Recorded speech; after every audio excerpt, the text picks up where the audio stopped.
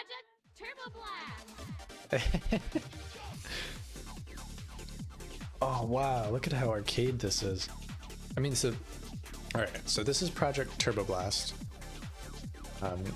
I think it's supposed to just be like this love letter to arcade racing games, but it sure is. The song rules. It's, for me, what really got me was that mascot on the right. It's such a throwback to. I had Dance Dance Revolution on the PlayStation, and so very, very similar feeling to that. How to play Grand Prix, time trial, single race, customize vehicles options.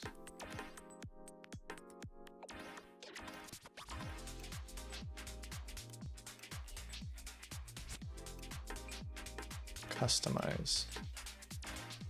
Wow, look at this.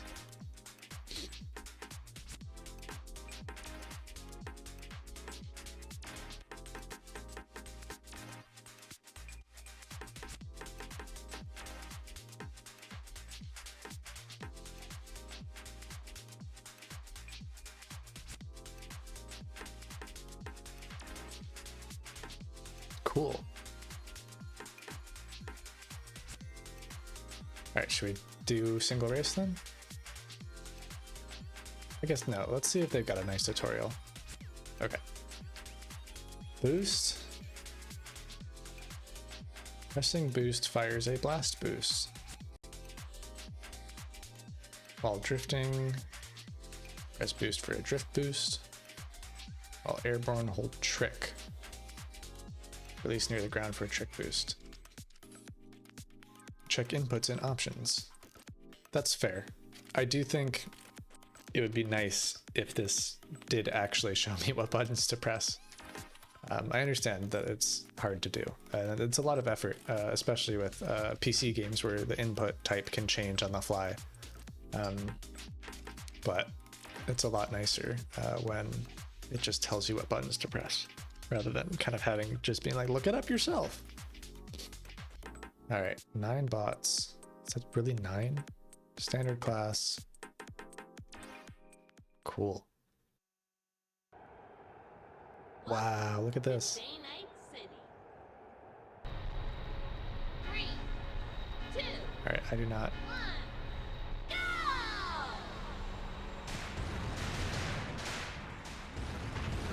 All right, so there's a jump button. Okay, triangle is boost. Oh man.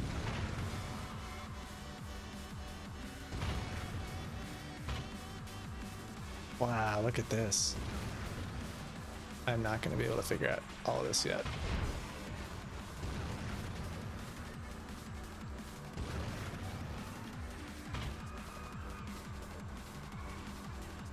And there's a score system too.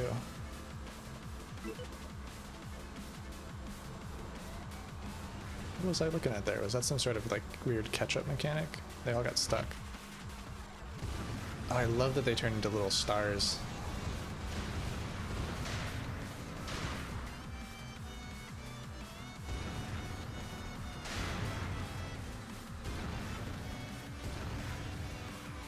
Oh, and the sense of speed is fantastic. I don't know if maybe motorcycles can't drift as well. There's a good chance of that.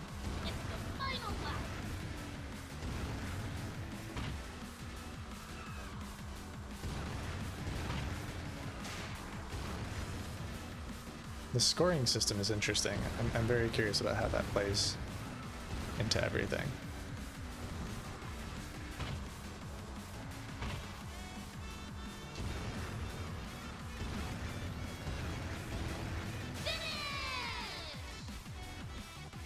Jeez, her butt is really sticking out on the motorcycle. Cool.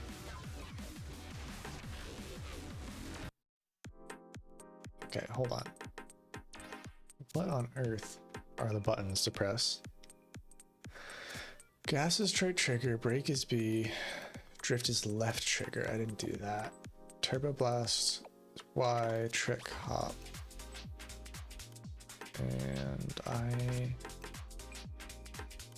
I cannot scroll. There we go. Pitch. Rear view camera, respawn, pause. Okay, so the big thing is drifting is on the left trigger.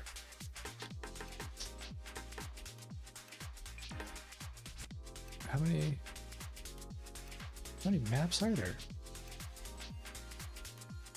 All right, hold on, let's try a different vehicle too.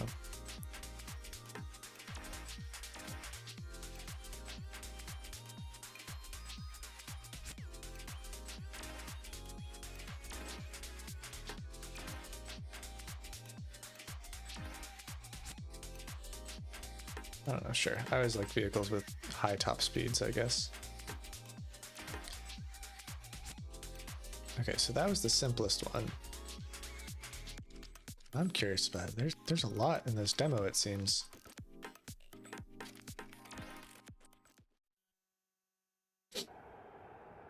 Welcome to Day Night City.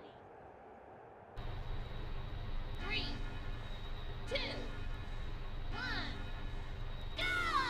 Oh, whoops, totally forgot the buttons immediately.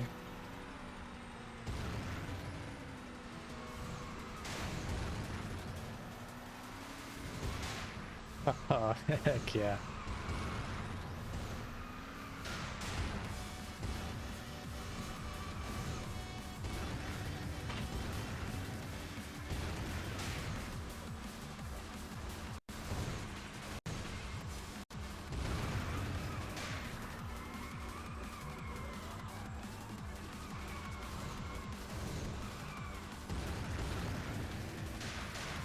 Okay, so the handling on this is really poor, I guess. So drifting almost feels like a requirement. Not sure if I can even take these turns.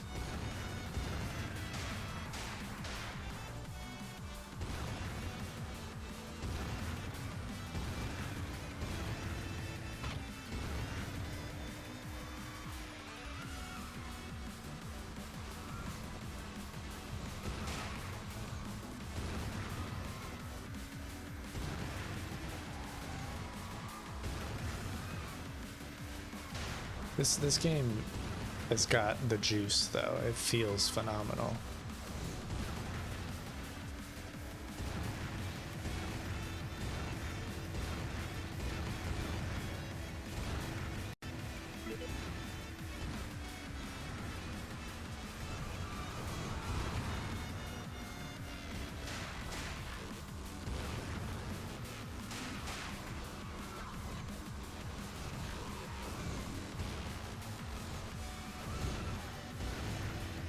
Whoa.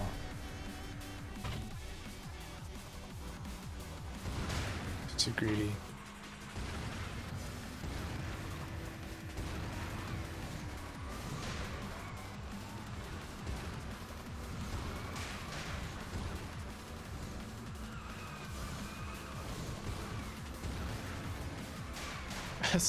Some of these turns I'm not sure I could get out of. It feels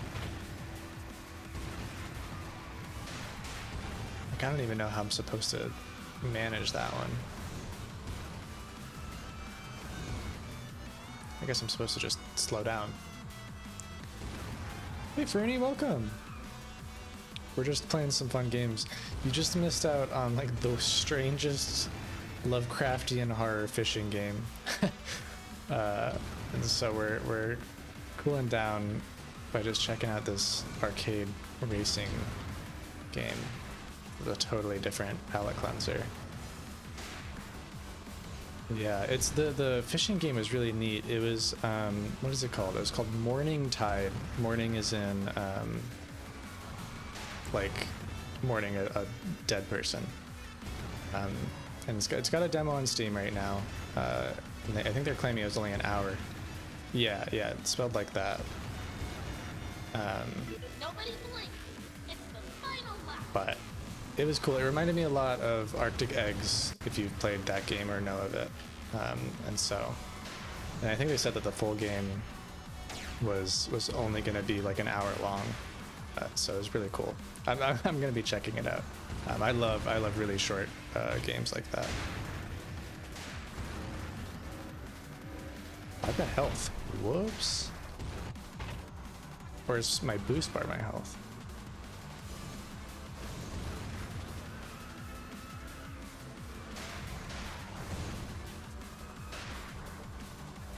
yeah, it was creepy. There was a couple times that I was actually spooked, and it was like the interesting thing about it was that it wasn't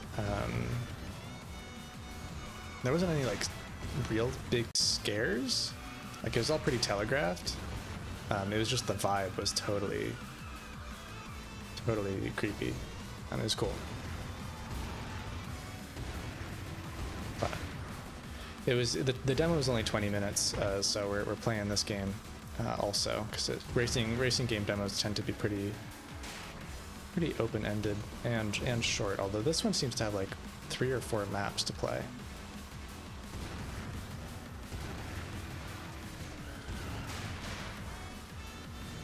Oh, I'm drifting the wrong way. Okay, yeah. So I think my boost bar is also my health bar. That's cool. That's a nice kind of, if boosting is so important for progression, I like how it, oh, you gotta be careful.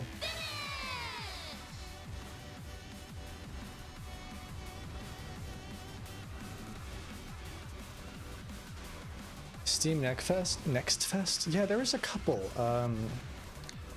Unfortunately, right, I'm only playing 1 or 2 a day. And only 3 days, so I only actually caught a couple, but I definitely what there's still some from Next Fest that I have on my list that we might play tomorrow or later. Actually, I think these 2 were from Next Fest, and so there's some good stuff. Oh, I wanted to change vehicles. Let me try to think back. There were some really cool ones. Oh, there was one called Phase Zero, and it was the most on point classic Resident Evil love letter that I've ever seen. It was just so accurate to what it was trying to be. It was a real blast if you're into survival horror stuff. Oh, and then there's also a game called Herdling, as in herding animals, and that game was really cute. Where it's similar to the Pathless or Journey, where you're just herding these little creatures through these really beautiful fields. But you have to there's going to be some dangers. So as long as you're okay with your little guys getting a little hurt or a little threatened, that looked really neat. And what else? There's a couple that weren't so great, or some that didn't work.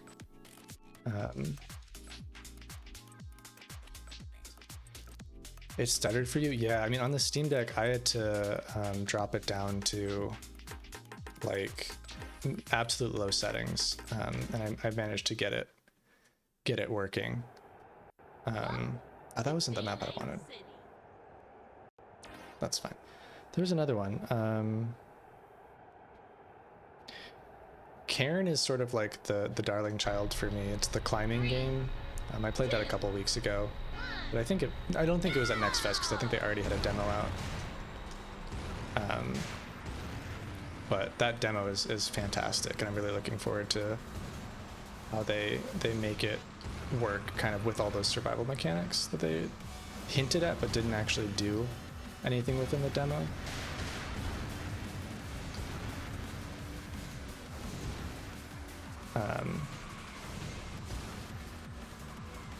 And there was a game called Grapple Car, which is kind of like this one, where it's just a very fast arcade game.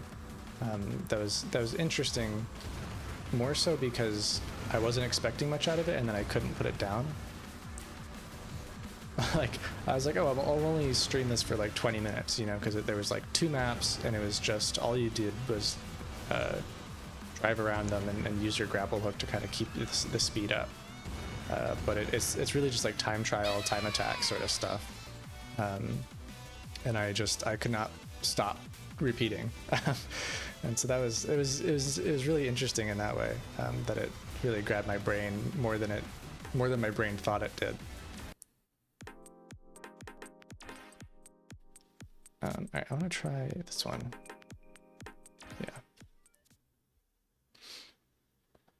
Yeah.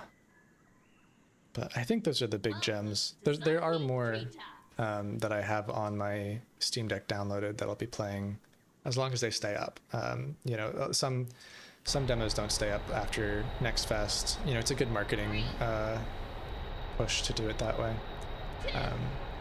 This map is going slower. This is not the same frame rate I was at. Whoa, what happened to this map? All right, I'll hold on. What? The other ones were going so fast. I mean, this is obviously the biggest map, but those other maps were like easily hitting 60 frames a second. Okay. Can I do the thing? Yeah. This is gonna screw me.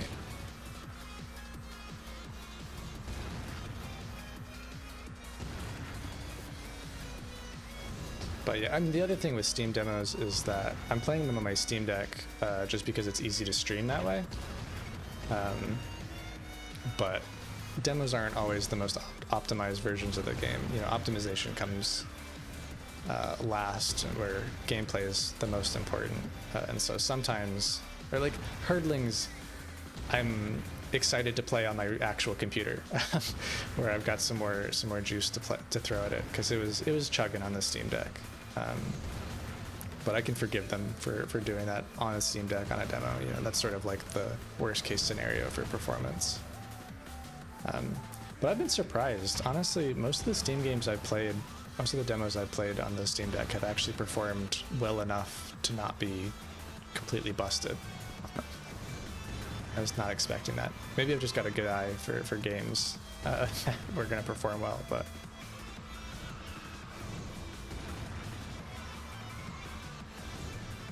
yeah, exactly.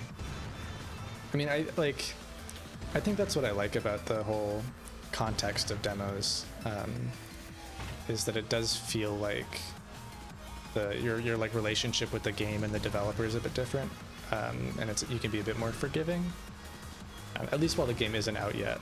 And so, because once the game is out yet, there's like this totally different thing where the demo is trying to convince you to buy it rather than convince you to just wishlist it. And that's why it's a good reason to take your demo down after you've released the game, because maintaining sort of that other version is tough. Early access is tough. I get it. I get the idea of early access, and I think it makes sense for certain games. I mean, it was extremely successful for Hades and Baldur's Gate 3, both of which were early access for a while. But both of those games really benefited from the early access model. Whereas like other games, you know, very narrative games or games that you can't release piecemeal, early access really doesn't make much sense. And so I don't hate early access as a concept. I do think it is heavily, there's a lot of stigma because there are games that did abuse it as a mechanic or as a system, in the same way that earlier you had like Kickstarter backers, you know, the big Kickstarter scams or whatever, where a game would try to get funding on Kickstarter and then wouldn't end up releasing. I think they're very similar in that you can have success stories there, but there's a whole lot of extra risk involved when you're trying to ask for players to invest in your game before it's out yet. And I don't think players are quite educated enough on the risks involved with video game development to really understand and support that. Star Citizen is a crazy example. I was one of those that was excited for it, I don't know, 7 years ago or whatever, and then I've just realized that it's never gonna be any different. Even if they are still releasing things, it feels like a ridiculous concept, and so I've been able to just kind of block them from my brain, which is nice. But that's a crazy story. Imagine having that much money and still not having much of a game, or not having a finished game. Like, I think that's the craziest thing.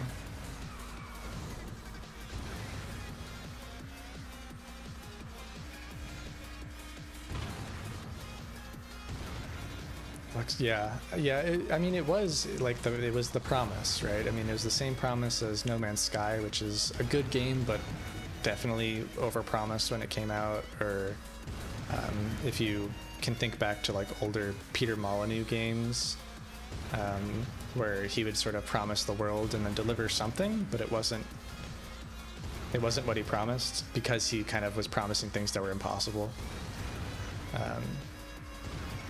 So Star Citizen feels very similar. Whoops. But the difference, I guess, is that back then for Peter Molyneux, and even for Hello Games and No Man's Sky, they had to release something. And Star Citizen has sort of been in this eternal not having a product or a deadline state. I think they could benefit from just being like, we're gonna release a game at some point. And you know, deadlines suck, but are very useful for getting stuff done. And it feels like they are using the lack of deadlines a lot.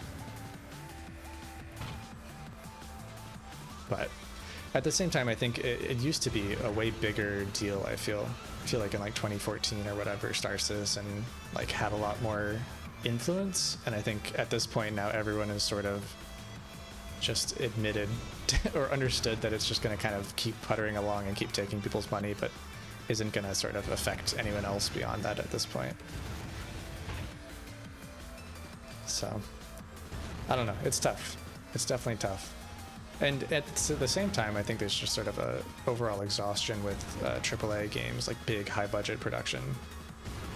And so even more so, like for me at least, there's a lot of just paying attention to the indie games a lot more, because they're cheaper, there's more variety, and they try more interesting things. And so even more so than them just kind of not doing anything for years, there's a lot more competition, in my brain at least. There are certainly people that like only play AAA games, or will only play your Star Citizen or something, you know. That's not necessarily how I work. Yeah, indie games are also really fun like that. You know, there's that sort of underdog aspect that is just part of it, even when it's not necessarily the case. Right? There's the whole Dave the Diver situation, where it got a lot of that indie game success story clout, but it was a much larger team. And so there's sort of this weird need for a word for developers that are smaller than indie, right? Because indie has sort of become much bigger, right? Like Hades is considered an indie game, right? But I would not call Supergiant the same kind of studio as maybe the studio that made this game. And so there's sort of we've run up against the limits of some of the old definitions. I don't have a solution for that, but it's still great to see. But there is sort of like this weird space where AAA is sort of grown too big, AA sort of died or is being resurrected in a strange way, and indie is filling that void. And then there's this new weird hobbyists or micro team scene that used to be indie, but now indie has sort of gotten more funding and has taken that AA space. So it's weird stuff, weird times to be in. But there is a stupid stupid amount of video games coming out right now, just every day, right? Like I look at Steam demos every day so that I can keep on top of like what is going on, and so that I have options to play every week. And there's a dozen Steam demos every single day that come out, and like that's terrifying. Like how does that even work? Welcome to Day Night City. I guess the answer is that most of these Steam demos are from teams that release the game and then end up not succeeding, which is really sad. But at the same time, it's great seeing that they are even making games to begin with. You know, I'd prefer these games get made, but I'd also prefer that all these people can pay for their jobs and pay their mortgages and all that.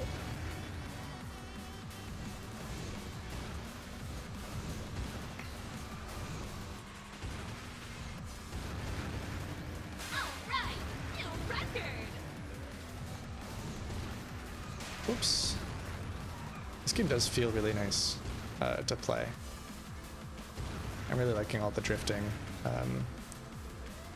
I haven't figured out there's like this whole extra trick system. I'm not quite sure how that plays into things. Alright, new record!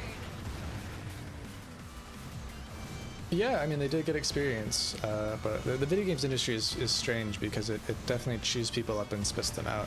And so it's like, which percentage of them are willing or able to make a game afterwards, or able to find a job in video games afterwards, and which percentage just leaves, you know, and finds a much more stable job. And at the same time, the funding space for publishers is a lot different than it was, where you see publishers are now kind of only funding sort of successes, or things that they are guaranteed successes, which sort of exacerbates the issue. Because you end up having it where games that were going to succeed are now absolutely going to succeed, and games that might succeed are just not even going to get the funding in the first place. And so it sort of makes the layers, the sort of strata, even farther from each other. But we will all survive. Video games will continue to exist. There'll be plenty of people to play them.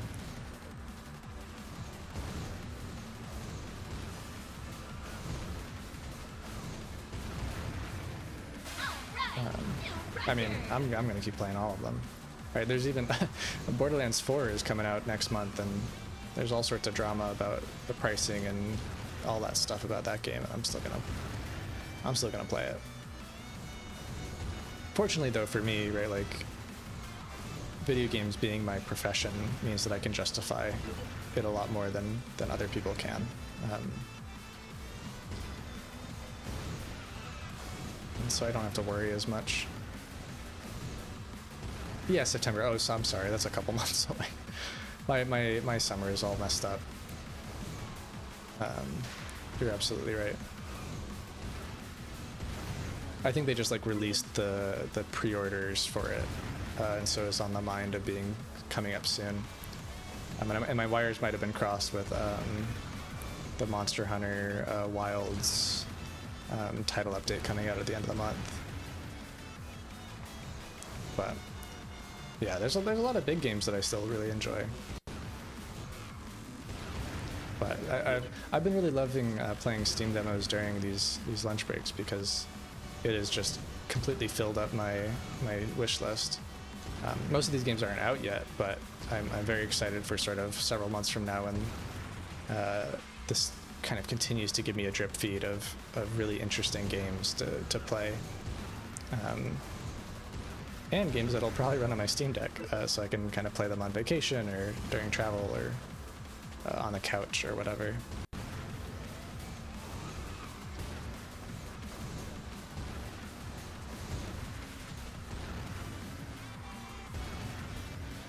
I think this just goes for forever. You're just kind of always time chasing. This is very similar to Grapple Car, where it basically just lets you keep doing laps. And so it's really hard to put down.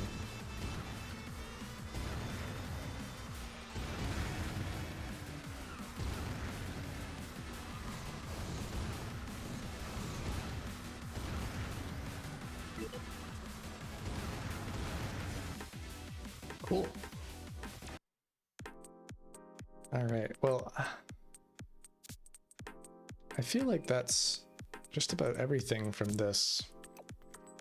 And I'm pretty sure I am running out of time. So this game is cool. I really like the vibe of it.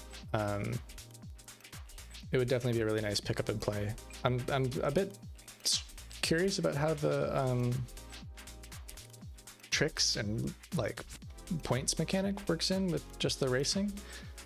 But even with just the racing alone, it felt pretty good.